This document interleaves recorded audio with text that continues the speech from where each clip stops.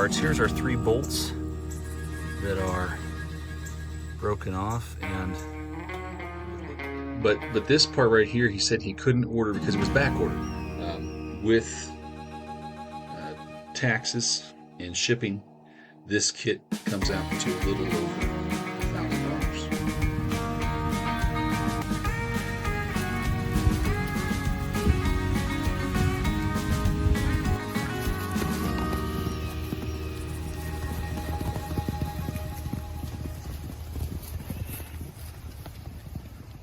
In the first video, the right front wheel broke off my tractor. This is a 2015 Mahindra 435 PST, and I purchased it back in March of 2025, 10 years old, with almost 800 hours on it. The previous owner treated it pretty rough, and I use it as a farm tractor, moving hay, pulling a brush hog, pulling fences tight, and the like. And when this hub broke apart, I was pulling the brush hog and heard a small pop right before the wheel broke off. It turns out that this is a common failure on these Mahindra tractors. So common, in fact, that Mahindra sells an upgrade kit that gets rid of the 3 little bolts that broke and replaces them with a single, much larger bolt, along with a few other changes. I purchased that kit from Mahindra through my dealer, but it might be available in other places as well. I couldn't find a good manual or how-to guide online or anywhere on YouTube for how to install this upgrade kit, which was a bit surprising given how common this repair must be. Anyway, I'm not a trained mechanic or a tech. I'm just a guy with a few acres and a tractor that is way outside of warranty. Here's how I did this repair myself at home. And if this helps you work on your tractor, I'm glad to share what I've learned. Well, it's here. I hope it's all here. Let's open it up and find out. Okay, first box, double gear. Housing. Spindle with a single hole, single bolt hole. An O-ring. This is a bolt. Seal. Get a big O-ring. The name of it. I'm not taking it out of the plastic just yet because I want to keep it nice and clean. That's the bearing. So we're going to remove this bracket that connects the housing, the axle housing, to the tie rod. This bit, we're going to separate it from here. So there's 4 bolts here on top.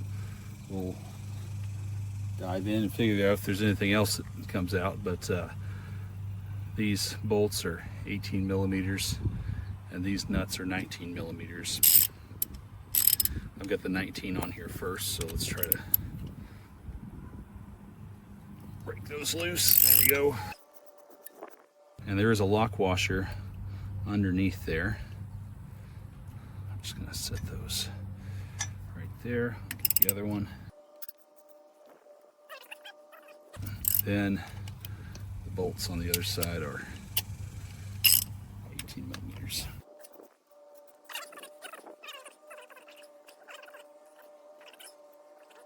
Let's see where a good place is to.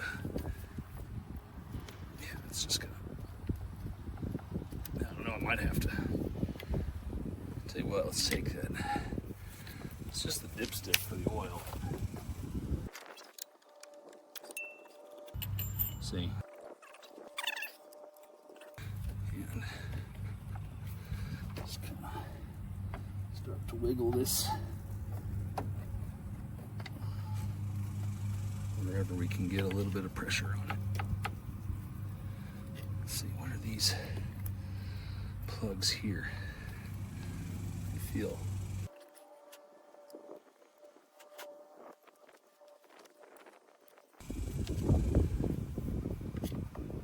I think we're going to have to take this loose. It's a 27 because that's what I've got in this kit, and it sure is 27. I don't remember how much torque this had on there.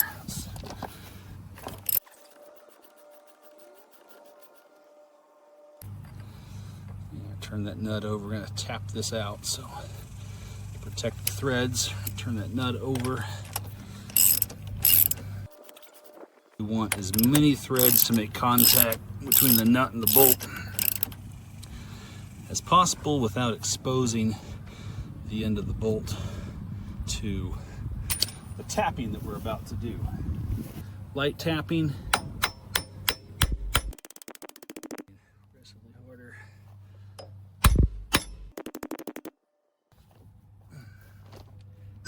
There it goes. Now we're loose. All right, I'll take that nut back off. And we'll just be able to move this tie rod end out of the way.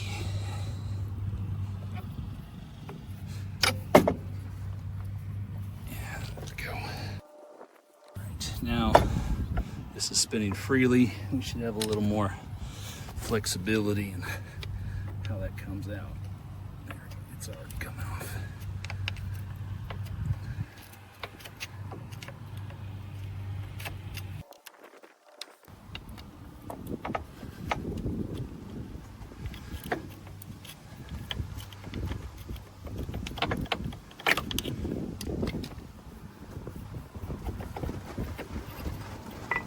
There we go. Pull this aside, and you want to keep that pretty clean. There's another set of bearings in there, and then we've got some bolts down here on the bottom that we're going to need to take free. And there's a drain plug back here on the back side that we are also going to need to take out. It may not be worth removing for the sake of draining the oil out at this point because it's already come out here, but I want to do that first. But it's going to need to come out and be put into the new housing. So.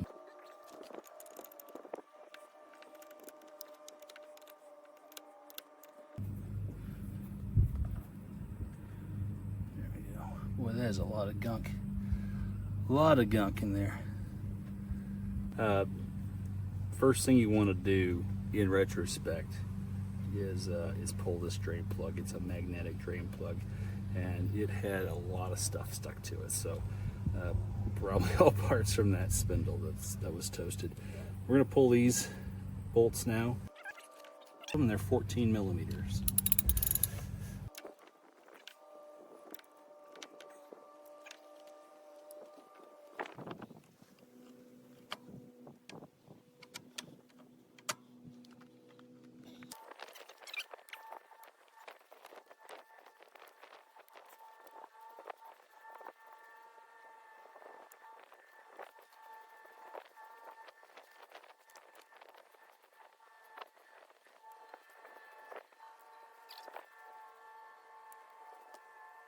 Take this back off here.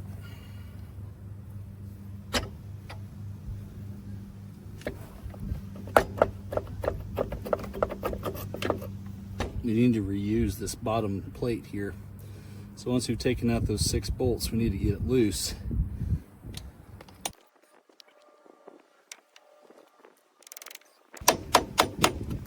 It's starting to move now. There we go.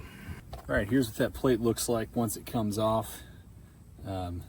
We'll need to keep this, so we're going to set it aside for now and then clean it up, and we'll put it back in here in a minute. Next step is going to be to drop this housing off of the axle. So that's next.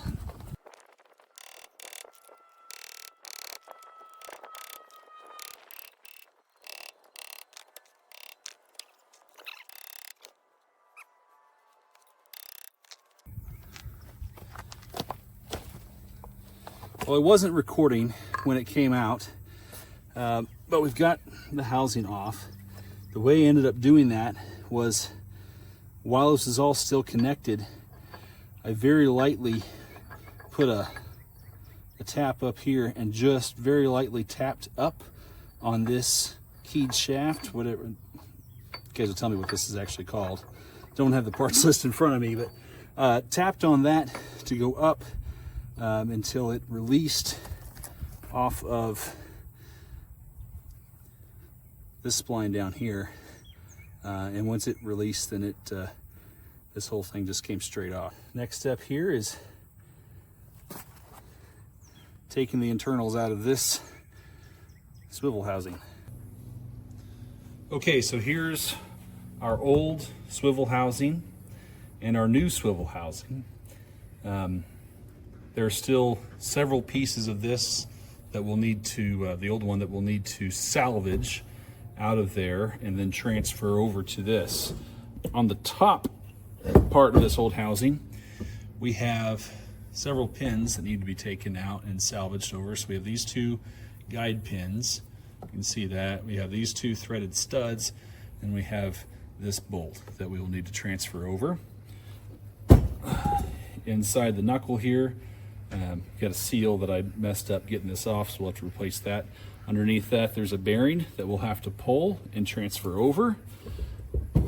We also have this gear in the bottom, and it's part of that whole assembly that we'll need to pull out as well. Okay, we're going to start by trying to pull out this bearing and see how that goes. So there's this gear set inside the bearing. If I can pull them both out at the same time without damaging them, that's going to be ideal. I don't know how that's going to go because I'm going to have to pull from the inside of this spline gear, and the bearing is set into the casting out here. So we'll see how this goes. We're going to use a slide hammer. This is a Harbor Freight slide hammer set. Nothing fancy. It's probably going to be this size here. The way this works is we drive this into it inside. It's going to spread those fingers behind the gear set, and then we can slide hammer out of that. So I have to get this really tight in there.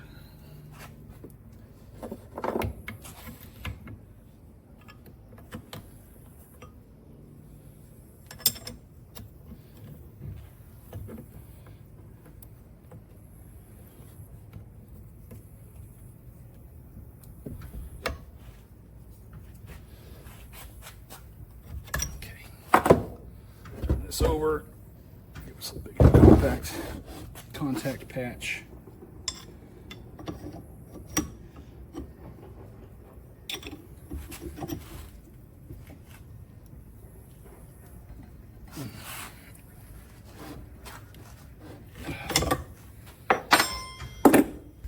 Okay, let's give this another shot.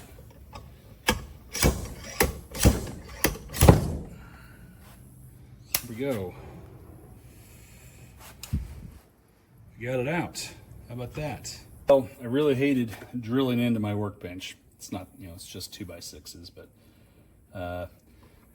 to keep this thing from bouncing up and wasting that energy that we're applying, I've driven 2 screws down into this 2x4 to hold that in steady. We've only been soaking for about 5 minutes, but let's give it a shot here. Center that up best we can.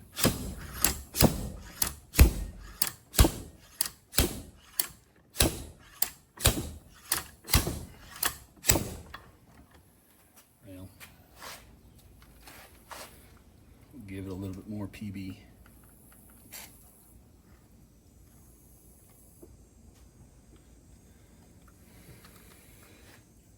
And this time I'll let it soak while I go eat dinner or something. Okay, we've let this have a good soak. Let's see if it moves.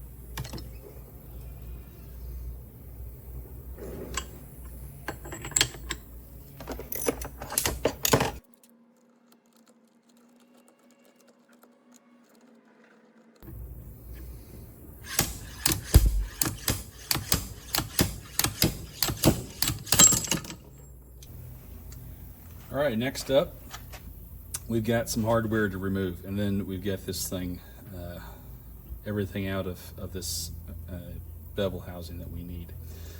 We need to pull these two threaded studs and these two guide pins and this bolt.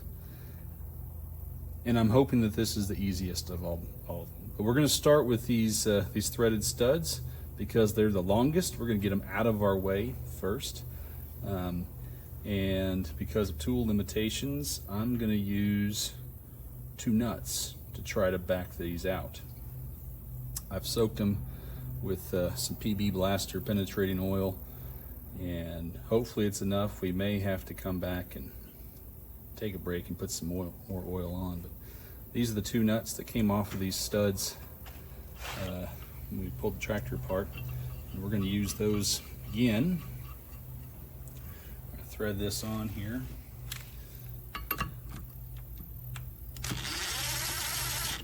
Before you all hit the comments, I know that's chrome tool. I didn't hit the clutch on it, so don't freak out on me. And let's see here. Tighten these down against each other. Give it a good ooga-dooga. And then let's see if we can't back this out. We want to make sure that we are watching the stud right in here really carefully, that it's spinning, and to not snap it off.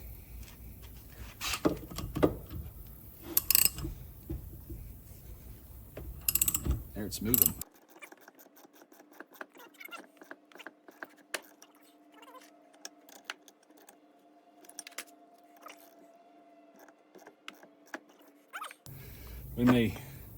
We may hit this with a little more penetrating oil and then come back to it here. Yeah, just don't get in a hurry. All right, we let this soak for a little while. Let's go after this again here.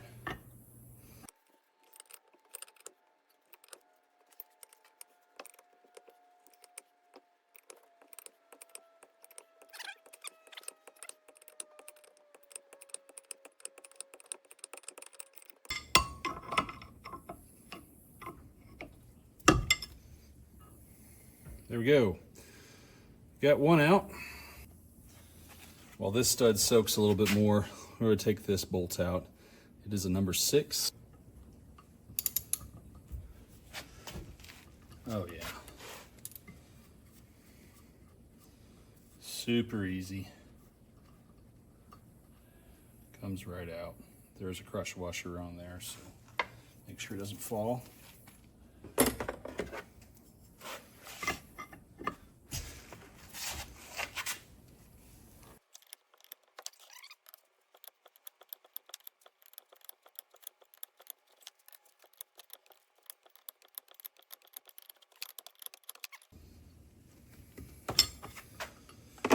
All right, that's 2 of them out. All right, we're almost there. We just have these guide pins still to do. They've been soaking with penetrating oil for a while. And I think just to try to knock them loose, I'm just gonna tap on them just a little bit.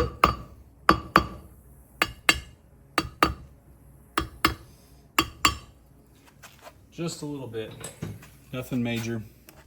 I'm gonna take a pair of pliers and try to just spin them. That actually started spinning more easily than I thought it would.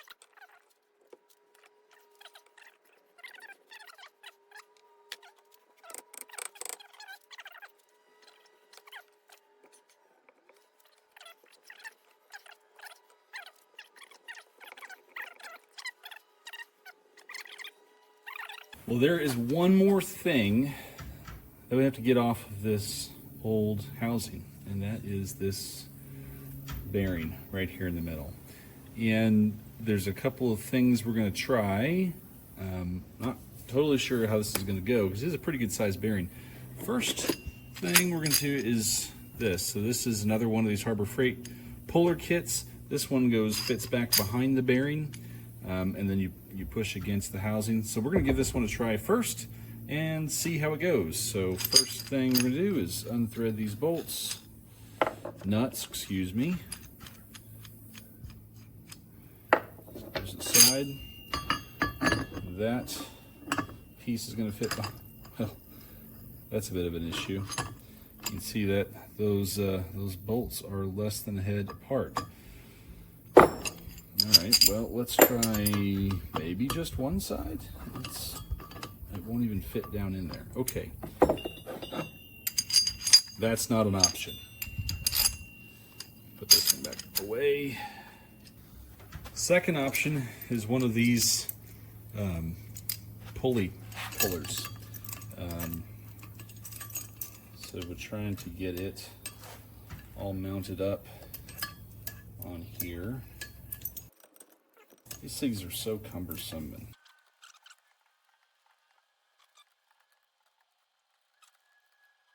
Well, what are we gonna do here? Let's try this old school here and see if we can just.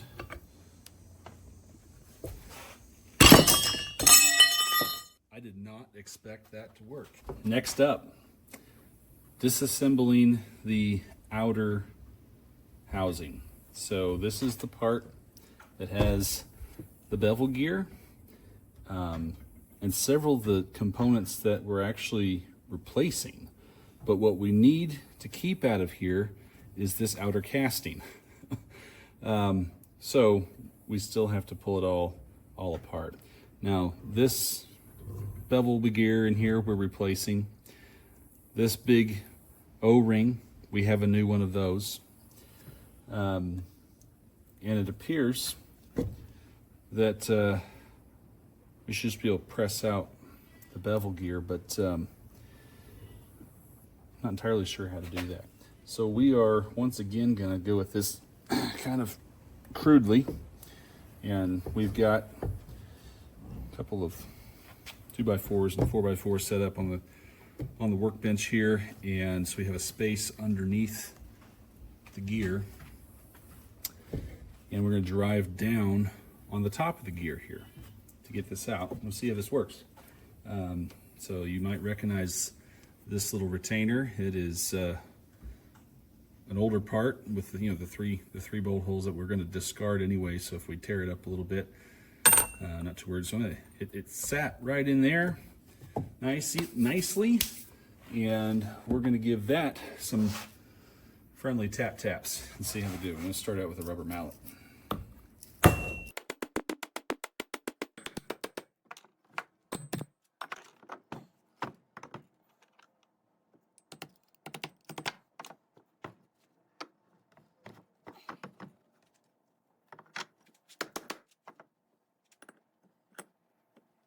So this came out of that hole, and I'm not really sure just yet what that is, but I'll set it to the side. Good to have that piece out.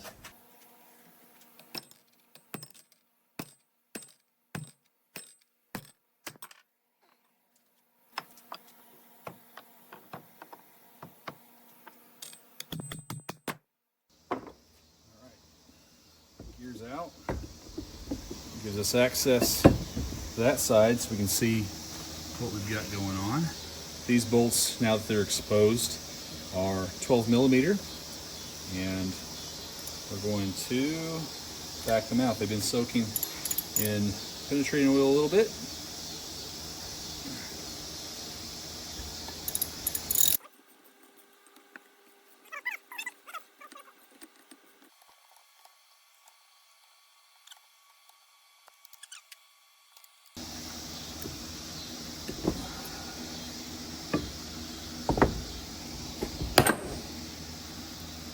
There he goes. Just turn it over and it fell right out. How about that? Still have this oil seal in here that looks to be in really good shape. I'm gonna douse it with some air, clean it out. But I think with that, we are finally ready to start putting this thing back together. If you've made it this far, you're equally as crazy or stupid as I am. So let's keep figuring this out. Going back the other way now. We are ready to put our new bearing back in the outer housing. So we've cleaned all this out. This just drops in. It's not a real press fit, because we have these retainers that we're going to put back in here.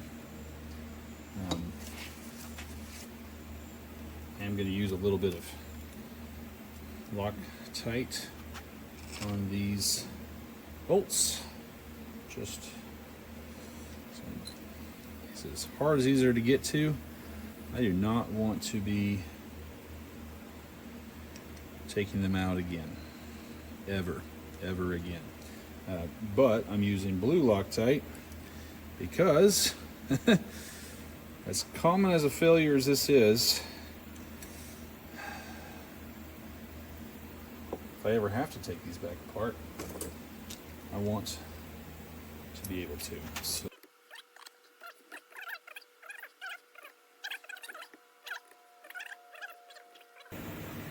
okay, our torque spec on these bolts is 16 pounds. 16 is not a lot.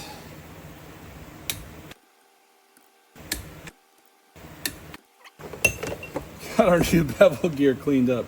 A little bit of brake cleaner went a long way. So attach this in. We might have to get some dry ice. Shrink gear has been sitting in that for a couple of hours now. Let's see if it's cold enough as we drop it in there. Nice, fell right in, looking good. Now we're going to let that thaw out. The spindle into the outer housing. Best way I can do that, we want to be able to see that we are lining up the teeth on these gears. So the best way to do that is to look directly down on top of it and rotate that until those line up. Work that in. Once we have that gear in, the next step is we have this little snap ring that needs to work into the groove in there. That's one of the reasons for that extra cut down into this gear. So it's just a snap ring. So we need to spread it, and there we go. Now we have the retainer washer, which also has the guide pin, which I've already stuck in there. It lines up with that hole. So we're just gonna drop that in place like so. And we're just gonna give it a couple little taps, flush. Next we have this flat spring clip. Looks kind of like a lock washer. We're gonna compress that, and then it's gonna provide some extra resistance. This is what size is that? Work that in. It's a 28 millimeter.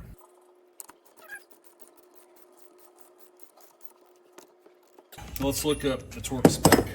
So the torque spec on that bolt is 220 foot-pounds.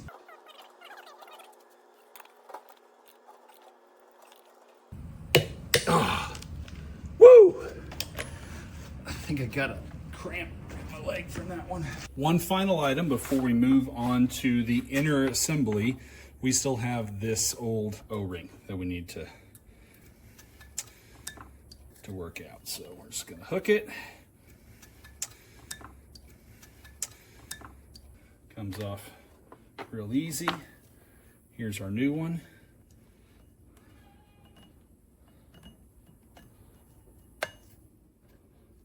On it goes. like so. First thing we're going to do with the inner assembly is put this bearing back on. And to accomplish that, because it was a pretty snug fit, this housing has been sitting in the dry ice for a couple of hours. Sure looks cold.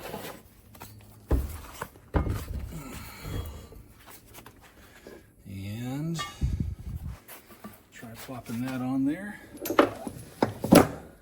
Oops. Okay, so to make sure this thing's all the way seated, we want to check the distance from that center casting up to the top of the bearing all the way around. So we're just going to take our micrometer, take a depth. That's 3.7 millimeters on that side, and it's 5 millimeters on that side. So we are not all the way seated on there yet. It's at 3.9, 4.2, 3.9, 4.2. We're going to put the hardware back in to the top of this housing. A little bit of blue Loctite. Next, we've got these pins. I'm just going to do a test threading them in.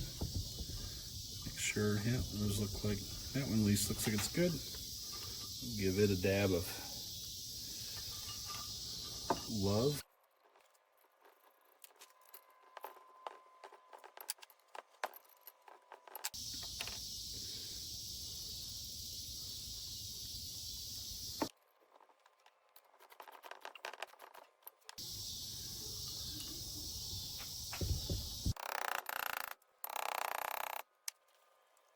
Next up, we're going to try to slide our bearings in that have been chilling in the ice.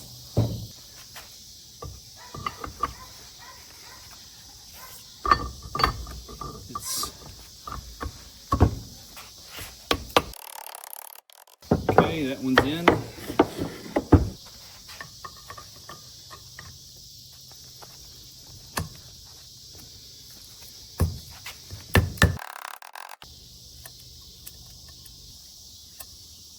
It's time to mate up our inner housing back with the outer housing. And the trick here is we're going to be seating this bearing into this bezel on the bevel gear. And they're both the same temperature, so it's going to be a tight fit. Let's see how we do here. Carefully, without pinching any fingers. I'll line the holes up.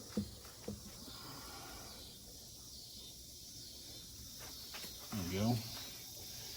Now there's 9 of these bolts that are going back in the hole. I am not putting Loctite on these yet. My plan is tighten these little bit by little bit around the circle to help pull that bearing in. And then once it's seated, I'll pull these bolts back out and I'll put Loctite on them.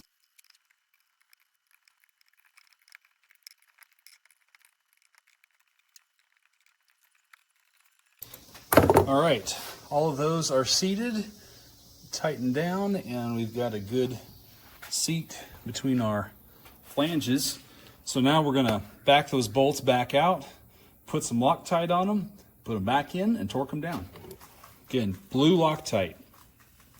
You could probably use red and you'd be just fine, but knowing how prone these are to breaking, if I ever have to do this again, I would like to have the ability to take these out. So I'm using blue. Our torque spec for these is 36 pounds.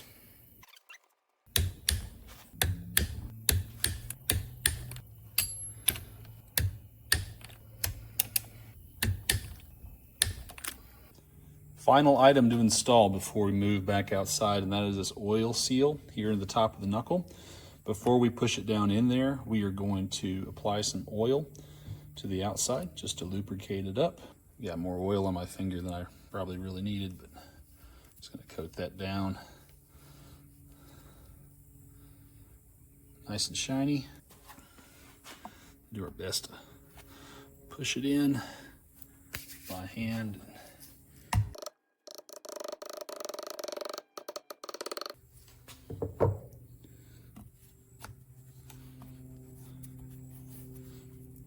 And there we go. When we reinstall the hub onto the tractor, we're going to need to be pushing up on the bottom of the hub here.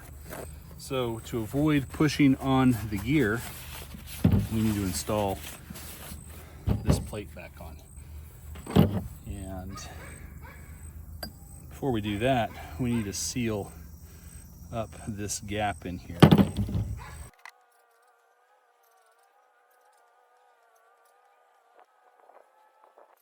Then we're going to work that in here, back and forth, just a little bit to work that sealant around, line our holes up, and I'll work these in.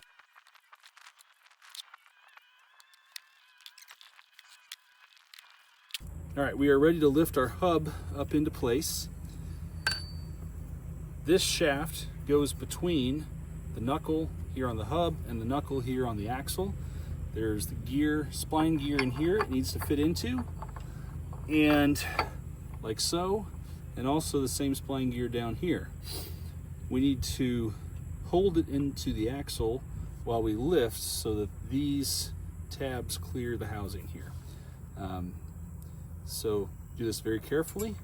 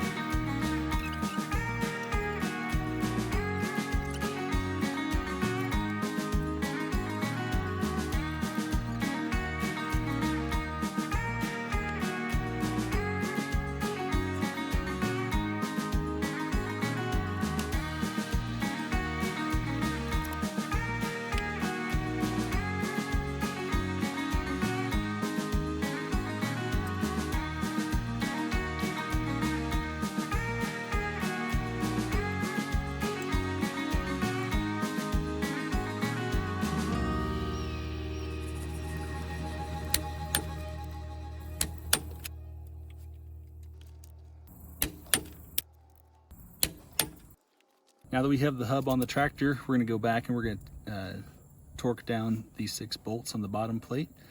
They are 14 millimeters and we are torquing them to 36 pounds.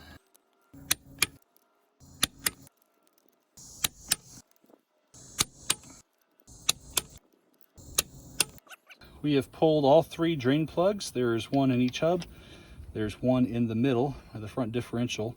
And we've drained all the oil out of the entire axle. So we're going to reinstall our drain plugs now and start filling it back up.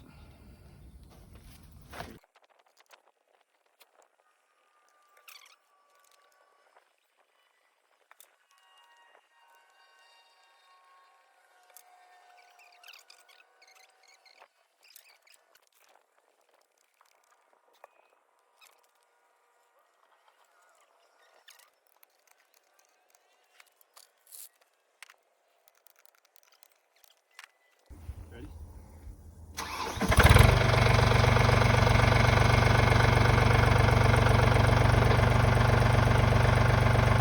Feels good to be putting it back in gear.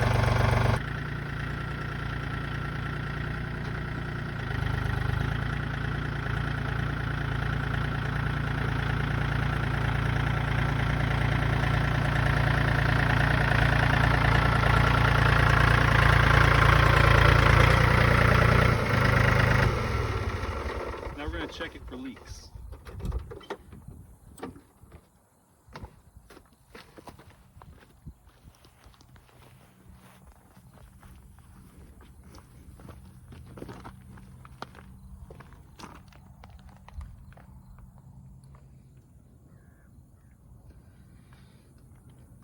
looking right in here, up here are all the, and then right in the bottom here will be the possible spots to look for leaks. And so far, I don't see any.